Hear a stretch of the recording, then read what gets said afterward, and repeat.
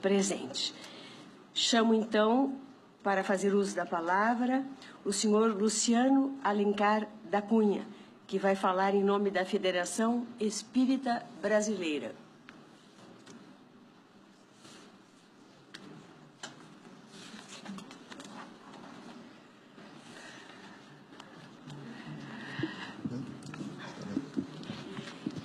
Eu pediria, se possível, que se apresentasse, porque como não houve encaminhamento do currículo, nós ficamos sem os dados necessários a tanto. Eminente ministra, eu pediria à senhora, com humildade, que me dispensasse da apresentação do currículo e me permitisse já adentrar no tema dessa manhã. Fique à vontade. Muito obrigado, senhora. Gostaria de começar saudando Vossa Excelência, eminente ministra, pela iniciativa da audiência pública, que certamente demonstra o compromisso desse tribunal com o Estado de Direito e com a democracia participativa.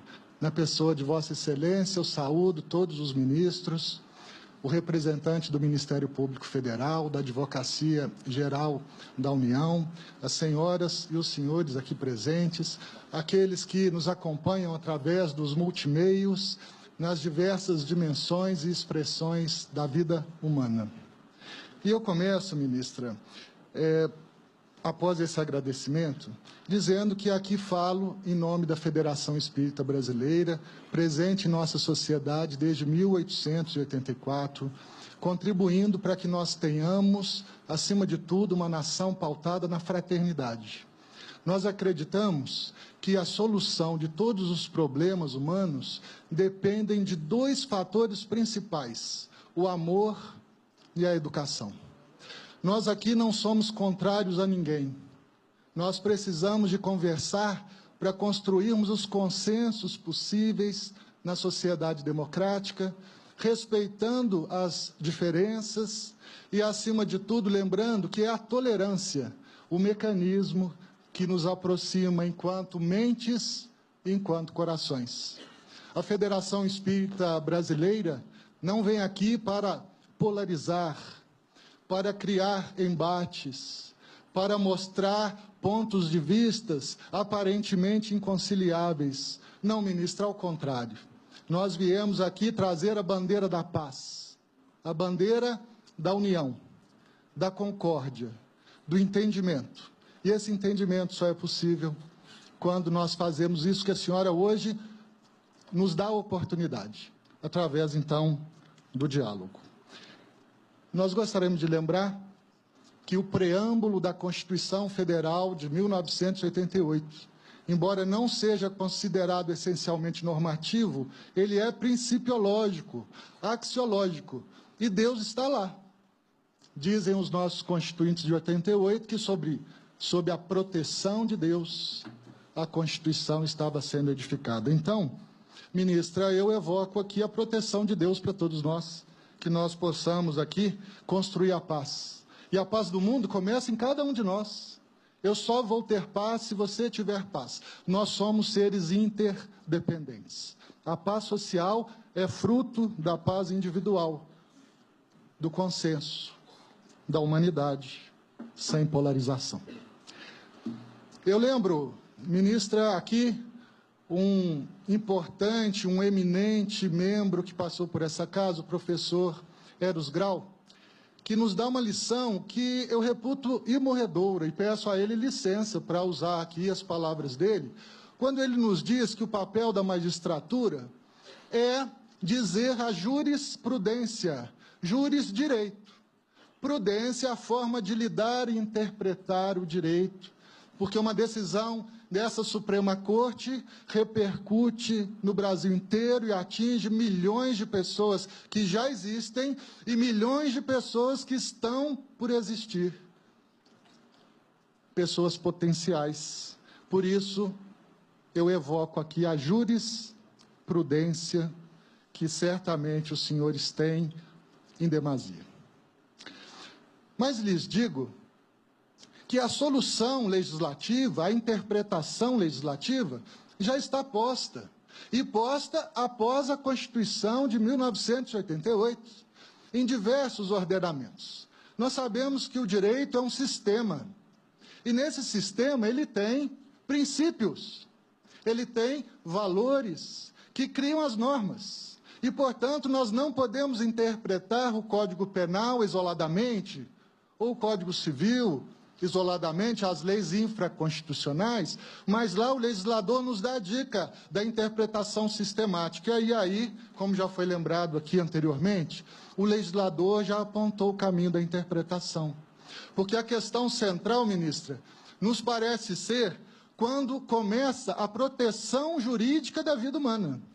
Os expositores que aqui defenderam posições à base da genética, à base da biologia, mostraram a polaridade, a dualidade que existe na interpretação. E aqui, como nós estamos falando de um Estado democrático de direito, embora todas as ciências sejam importantíssimas para nos ajudar a compreender a matéria, a solução será jurídica, será conforme o direito. E então, o direito tem que nos dizer quando é que começa a proteção jurídica da vida humana.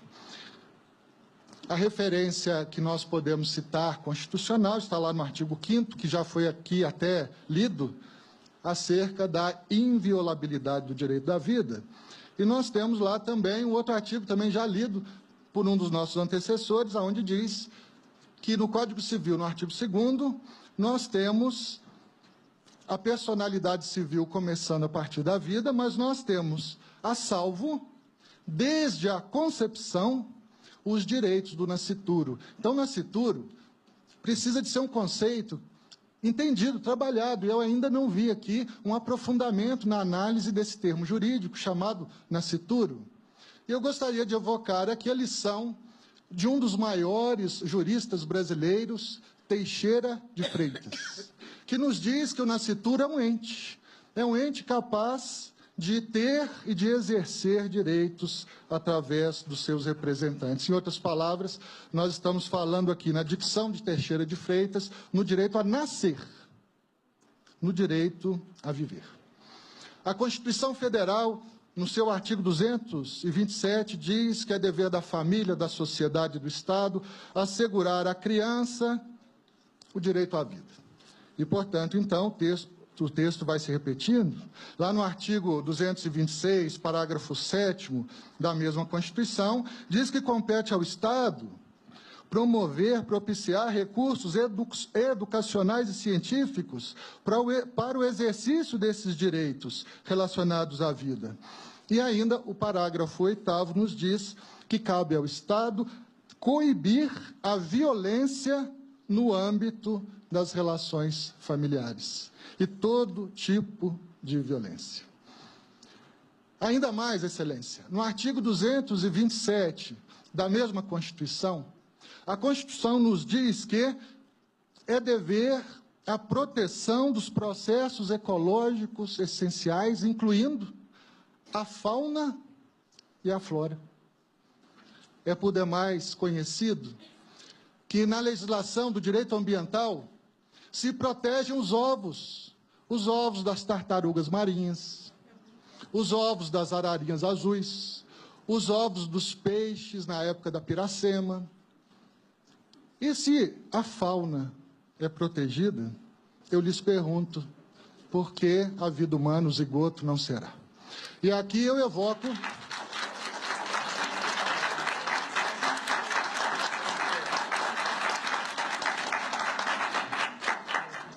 a lição de um conterrâneo ilustre, Heráclito Fontoura Sobral Pinto, um dos maiores advogados que essa república conheceu, que usou a lei de proteção aos animais que sofriam maus tratos para proteger os presos políticos que sofriam maus tratos.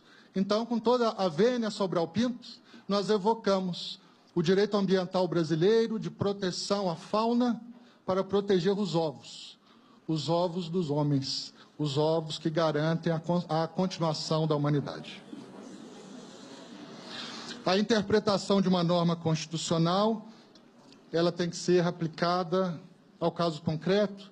Nós temos que saber a quem a norma se dirige, qual é o comportamento estabelecido pela norma, e aqui estamos falando do Código Penal, do crime de aborto, a norma se dirige aqui à proteção do direito à vida humana. A norma se dirige ao direito de nascer. E qual é o comportamento constitucional, normativo, que nós esperamos que seja analisado por este Supremo Tribunal Federal? É exatamente a preservação desse ser que precisa de proteção, independentemente de condição.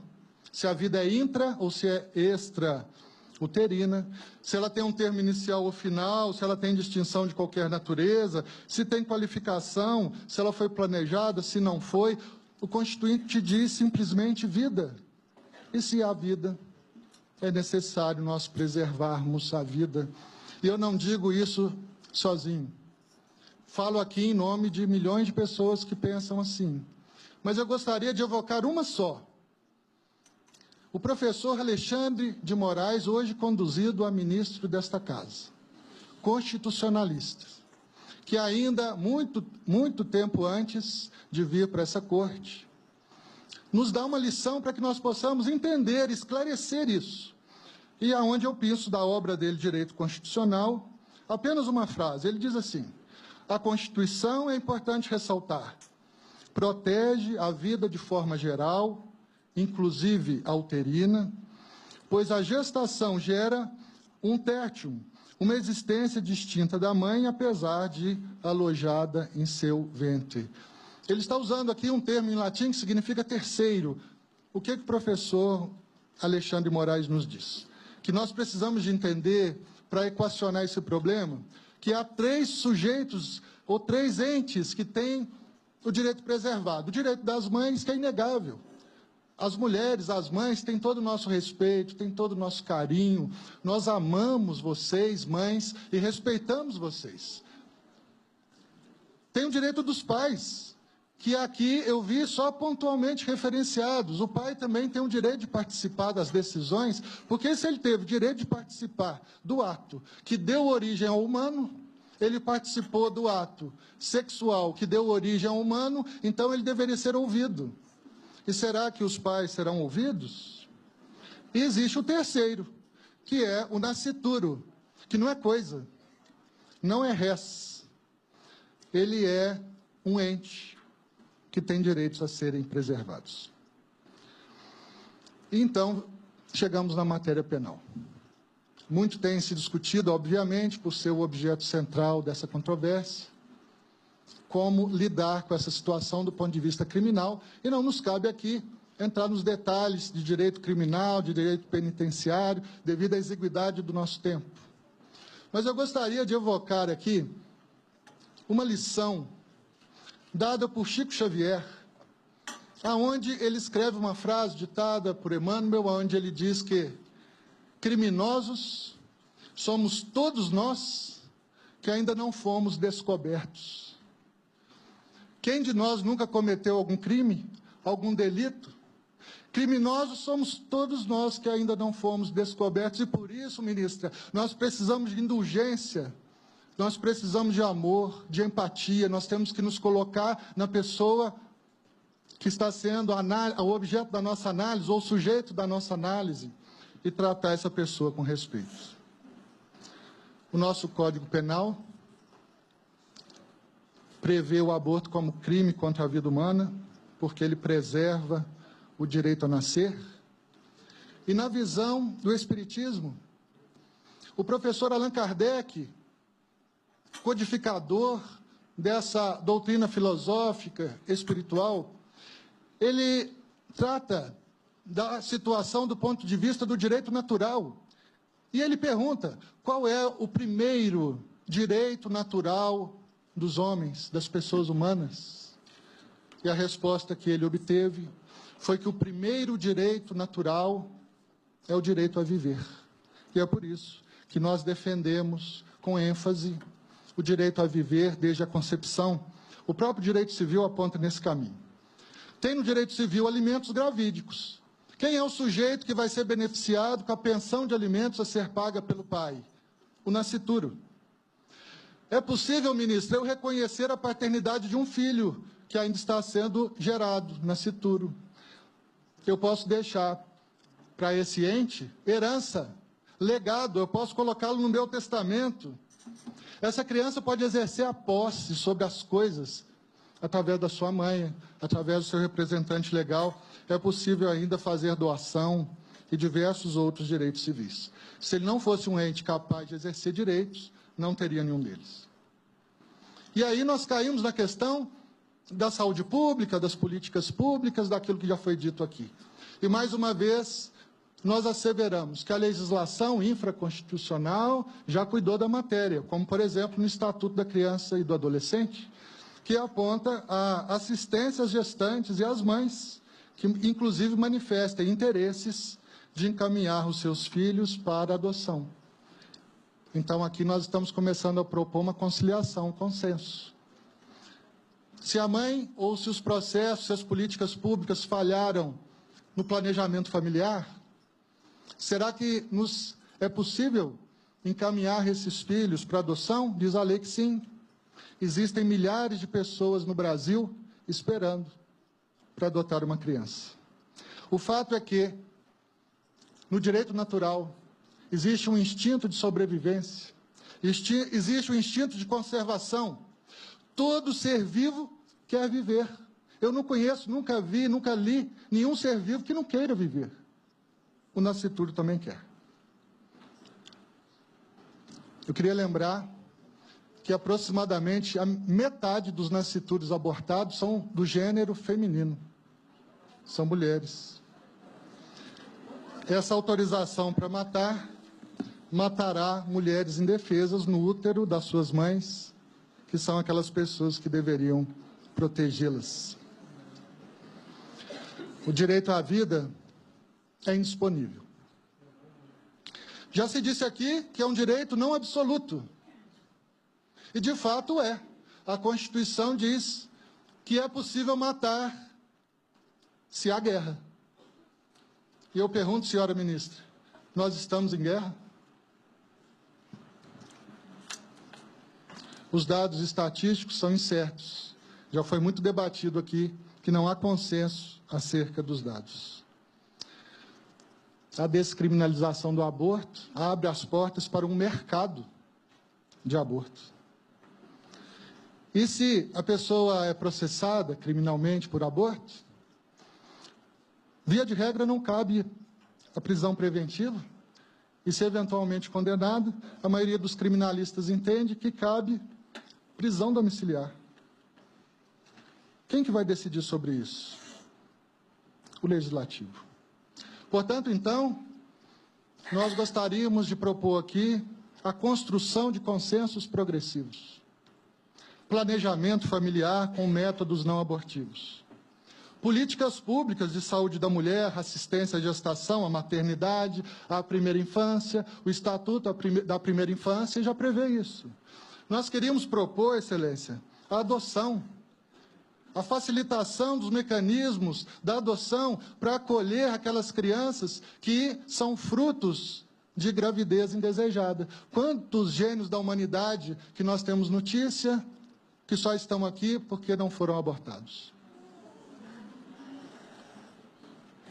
Eu queria propor, como conciliação, e com todo respeito a quem pensa em contrário, que nós possamos ter educação sexual nas famílias, nas escolas, nas instituições, e ainda outras soluções que virão dos diálogos que nós estamos aqui tratando, porque, afinal de contas, a participação democrática só permite que nós tenhamos solução a partir do diálogo. E por isso que a nossa resposta é: quando começa a proteção jurídica à vida humana? Desde a concepção no ambiente materno.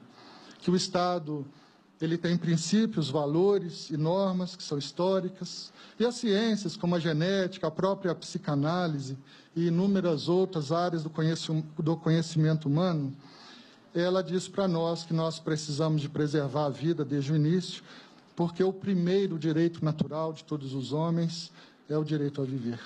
E nesses últimos minutos aqui que me sobram, eu gostaria rapidamente de contar uma história. Muito foi dito aqui sobre as experiências norte-americanas, que nós respeitamos. E queremos trazer uma delas, a do Dr. Bernard Nathanson, que fez medicina na década de 40, onde os recursos tecnológicos eram muito modestos. E ele, em Nova York, na década de 70, anos de 71 e 72, dirigiu a maior clínica de aborto dos Estados Unidos. Fez pessoalmente mais de 5 mil abortos e coordenou mais de 60 mil abortos. Só que em 1976, ministra, veio à lume a tecnologia da ultrassonografia. E ele resolveu fazer a ultrassonografia de um abortamento. E as imagens estão num documentário antigo, já tem mais de 40 anos, chamado O Grito Silencioso. Está disponível aí nas redes sociais, no YouTube, etc. E lá o Dr. Bernard, ele mostra como que era um processo de abortamento da época, então por aspiração, mecânico. Então o ultrassom mostra a figura de um ser humano, um nascituro, o anjo da guarda. Posso terminar, excelência? Sem dúvida. Dr. Bernard, então, mostra ali a imagem de um nascituro com 12 semanas de gestação. E ele estava tranquilo no ventre materno, com o dedinho na boca, quando ele percebe a presença da sonda. A sonda perfura o ambiente uterino e começa a sugar o líquido amniótico. Ele, então, como que desesperado, começa a nadar, começa a fugir, mas a sonda lhe atinge as pernas, os pés, e começa a sugar as pernas e os pés. E ele abre a boca como quem grita, mas ninguém ouviu o grito dele. Apenas o Dr. Bernard que ouviu esse grito.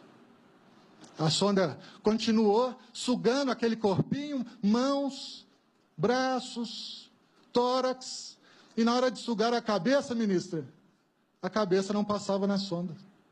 Então veio uma pinça, introduzida no útero materno, e massacrou a cabeça daquele ser humano.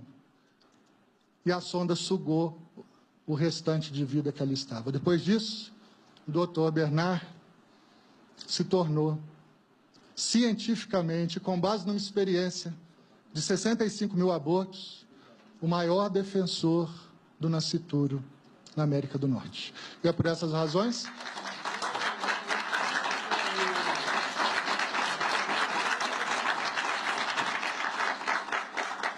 são por essas razões e tantas outras que a Federação Espírita Brasileira suplica a improcedência desta ação.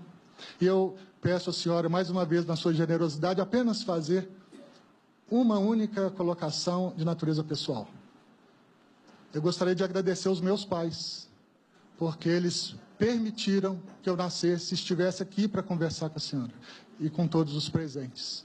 E encerro com uma frase de uma menininha de 4 anos chamada Mariana, que simplesmente nos disse assim: que a mãezinha do céu ilumine e abençoe a todos vocês. Obrigado.